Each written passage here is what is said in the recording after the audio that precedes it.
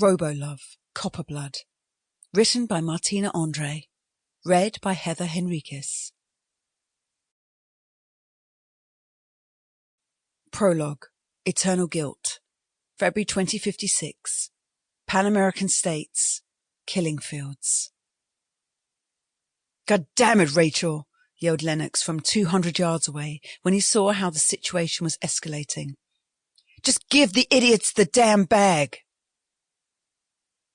He gave up his much sought-after position in the food bank queue and ran as fast as he could to his wife, who was waiting for him in the shade of a wall, but she was too far away for him to intercede. He instinctively reached for the pistol that he'd worn in a holster on his right-hand side until a few weeks ago. When he lost his job as a cop, he'd had to hand it in, and private citizens in Detroit weren't permitted to carry a weapon. "Damn," he swore, as Rachel clung to her rucksack with one arm as if her life depended on it. She struck out with the other arm, punching one of the attackers so hard in the face that he stumbled backward, cursing and holding his bloody nose. Lennox knew that Rachel would carry on fighting even if she knew she couldn't win, but it was clear that her attackers weren't going to give up. They didn't notice Lennox until he was practically on top of them. Panicking, one of the masked figures pulled out an old-fashioned pistol, but instead of pointing it at Lennox, he aimed it at Rachel. Lennox no longer remembered whether it was the shot or the flash that confirmed his worst fears, but he kept seeing the same image in slow motion, of Rachel falling, a huge bloody hole in her chest, and her long black hair tumbling after her dying body like a flag in the breeze. She had barely hit the ground before one of the attackers ripped the rucksack off her, and they all ran away. Lennox fell on his knees on the hot asphalt next to her and tried in vain to close the wound in her chest with his hands, but her large eyes simply stared up at him, empty, as if she couldn't believe what had just happened. He shouted her name, but she didn't answer. The only reply came loud and clear from his inner voice. "She's dead, Len. Oh, God, she's dead." 3 months later.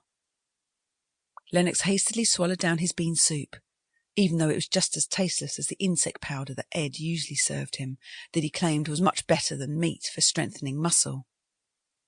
He had to eat something, though, otherwise he'd never survived the boxing matches that had been his self-imposed punishment since Rachel's death. Ed Pekorski, a bald man in his late 50s, whose many facelifts made him look like something from Area 51, stood behind him and urged him to hurry up. After Rachel's death, Lennox had ended up living under a bridge in Detroit, where Ed had found him, and even though he'd been quite thin, Ed had immediately recognized his boxing potential. Lennox was in his mid-20s, over 1.90 meters, left-handed, and had an exceptionally long reach. "With a bit of protein, I'll make a real man of you," Ed had said, promising him not just a bed in his apartment, but also a job as a street fighter in his club, in which humans were pitted against machines. Lennox, who'd burnt through all his savings by that point, didn't have to think for long and accepted the offer.